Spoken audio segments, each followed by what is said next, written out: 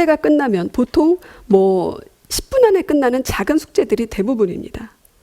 숙제를 해주면 그 다음에 해야 될 것은 복습입니다. 복습을 하기 위해서 중학생이라면 학교에서 배운 교과서, 노트, 프린트를 집으로 가져와야 됩니다. 초등학생들 엄마 중에는 교과서를 한 세트 집에다가 딱 구비해 놓고 엄마가 미리 공부를 해서 아이들 공부를 도와주고 이런 경우도 상당히 있습니다. 근데 그것도 저학년 때, 길어야 4학년, 3학년 정도까지만 의미가 있고 그 이상이 넘어가면 집에 있는 새 교과서는 별로 의미가 없습니다. 중학교면 노트를 거의 안 씁니다. 교과서 여러 개 필기를 하거나 프린트물로 대신하거나 이런 경우가 많아서 교과서를 내가 수업 시간에 봤던 교과서를 그대로 가져와서 복습하는 것이 가장 좋습니다. 이거 덥고 무거우니까 나 집에 있는 깨끗한 내 교과서 볼 테야. 집에 있는 깨끗한 내 교과서에는 필기가 없고 흔적이 없고 구겨진 흔적이 없어서 내 수업 시간을 떠올려 주질 못합니다. 그 교과서가. 엄마가 참고용으로만 보시고 아이 복습은 자기 교과서로 할 수 있도록 지도해 주시는 것이 좋습니다. 가져와서 교과서를 보면 아이들이 엄마 교과서에 별 내용이 없어. 내가 다 아는 내용이야. 이렇게 말을 합니다. 그래서 보충하는 것이 문제집입니다. 교과서와 같은 출판사에서 나온 평가 문제집. 적어도 주요 과목 4-5가지 과목은 가지고 있어야 됩니다. 같은 출판사에서 나온 평가 문제집. 문제집을 펴서 오늘 어느 부분을 배웠는지 문제집에서 고릅니다. 문제를 고릅니다. 왜냐하면 하루에 한 단원씩 나가는 게 아니기 때문에 그렇습니다. 하루에 한 단원씩 나가면 깔끔하게 단원별로 하루에 하나씩 풀면 되는데 그렇지 않죠. 학교에서는 생각보다 진도가 늦게 나가고 또 학교 행사가 있어서 막 2-3주 넘어가다 보면 한 단원을 굉장히 오랫동안 공부하기도 합니다. 어떤 날은 참고되는 비디오를 보고 1시간이 지나가는 경우도 있어서 진도를 전혀 안 나가기도 합니다. 그래서 문제집을 펼쳐서 오늘 이 그림에 대해서 설명을 했고 세 문제밖에 풀 게 없네. 이렇게 돼야 정상입니다. 오늘 뭐 배웠지라고 문제집을 보면서 내 지식을 열어보는 과정에서부터 공부가 시작됩니다. 내가 무엇을 배웠는지 인식하게 되기 때문에 그렇죠. 또 문제는 중요한 내용이 문제화되어 있는 것이기 때문에 아이들이 제일 취약한 점, 뭐가 중요하고 뭐가 요점인지 모르겠다. 이 점을 보완해 줍니다. 문제가. 문제에서 요구하는 지식을 교과서에서 찾아보거라 라고 공부를 하면 자연스럽게 요점만 공부를 하게 됩니다. 특히 꼼꼼한 성격의 여자아이들. 요점 노트를 만들고 싶은데 쓰다 보니까 베끼고 있는 겁니다. 그죠? 이 내용을 잘 모르기 때문에 자기가 요점을 파악할 수 없는 게 당연한 겁니다. 그리고 공부를 하다 보면 다 중요한 것 같아서 왠지 요점 노트에 빼면 안 될 것 같은 의무감이 자꾸 드는 겁니다. 그래서 하다 보면 베끼게 돼요. 그런 실수를 줄이게 하는 것이 문제집을 참고하는 것. 문제를 보고 문제를 풀고 채점하고 끝. 이건 공부가 아닌 거예요. 문제집에 그냥 흔적을 남긴 거지. 문제를 보고 이걸 풀기 위해 어떤 지식이 필요한지 프린트 노트 교과서를 다시 찾는 게 그 과정이 공부가 됩니다. 이 문제를 위해 찾아보는 것. 찾다 보면 교과서에 이게 있었네. 알게 되죠. 프린트에 이게 있었네. 새롭게 자기 인식으로 보게 됩니다. 그래서 문제를 풉니다. 그래서 문제는 이걸 구체적으로 찾아보는 도구가 되고 핑계가 되는 겁니다. 문제를 그렇게 샅샅이 찾아서 풀고 채점을 합니다.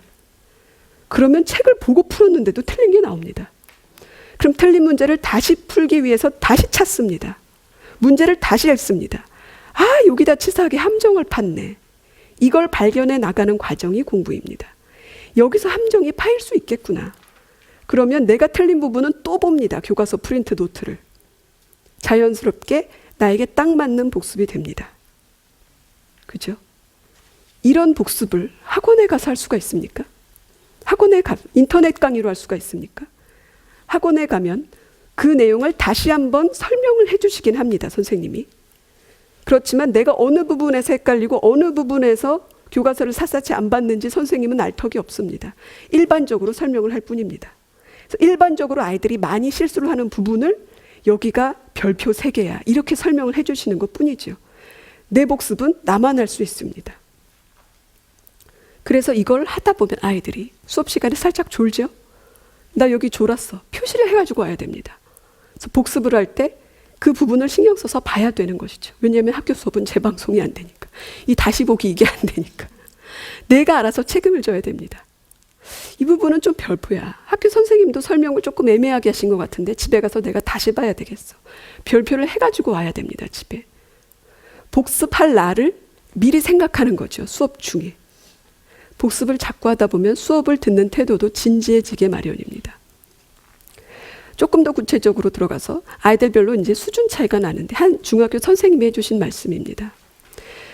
수업 이제 성적이 잘 나오고 공부를 잘하는 학생들은 예습을 오히려 꼼꼼히 하기를 권하십니다.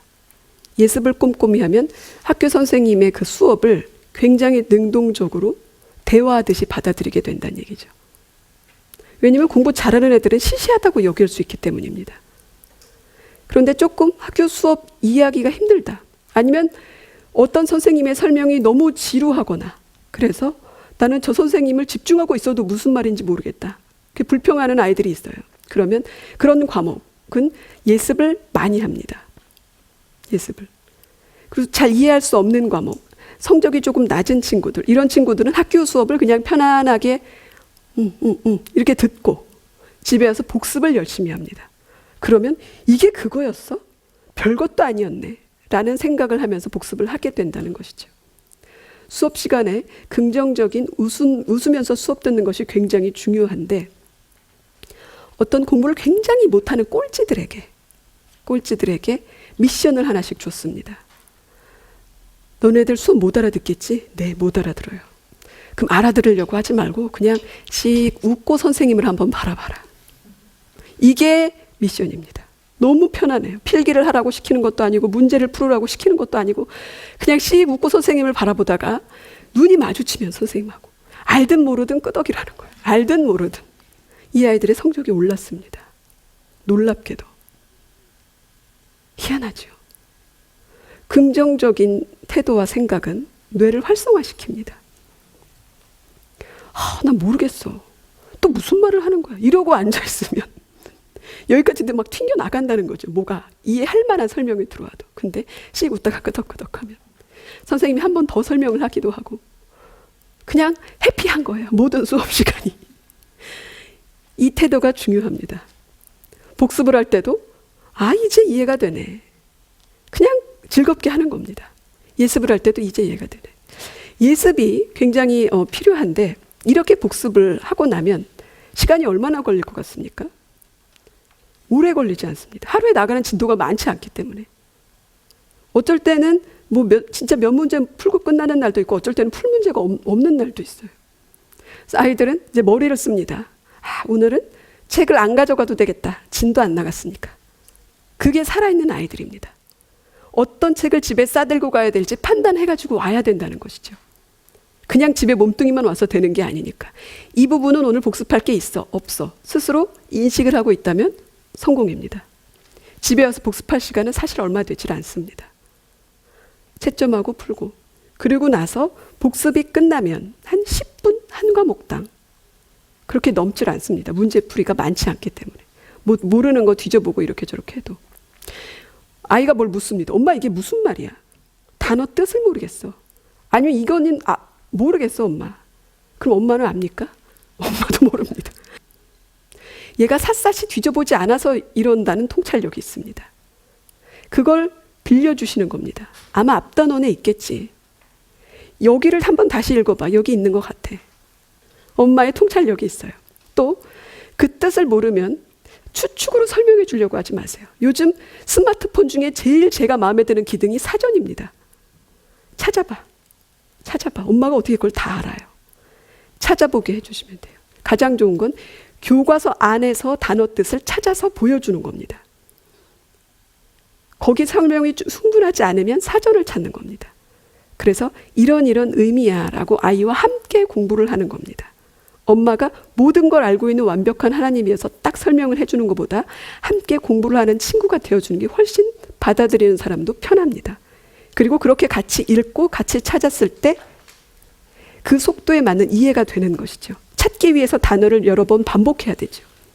또 이렇게 영한사전, 영영사전, 한영사전 번갈아 찾다 보면 영어 단어가 옆에 써 있어서 금방 이해가 됩니다. 한 중학교 1학년 학생이 이 질문을 해요.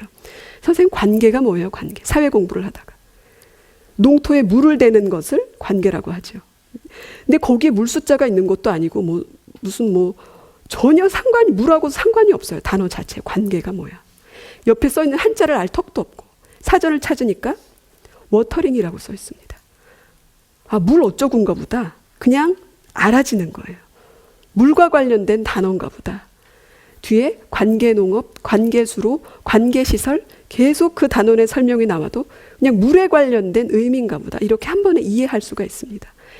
그래서 어머니가 이렇게 설명을 해주시다가 사전을 함께 찾는 것, 교과서에 있는 단어 뜻을 한번 보는 것, 이게 굉장히 큰 의미가 도움이 됩니다.